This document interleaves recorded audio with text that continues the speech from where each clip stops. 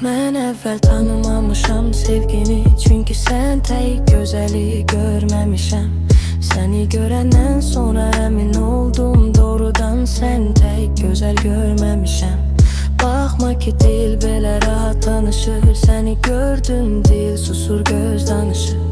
Bil ki qəlblə ağıl yaman qarışır, hələ belə çətinlik görməmişəm.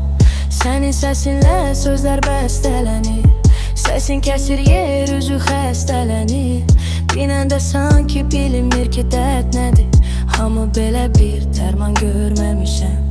Amma ki mən sənə demərəm dərman, adam öldürür dərman çox olanan. Ölmərəm kaş yanımda çox olasan, onda demərəm mən gün görməmişəm. Solumda ürək səni sevə-sevə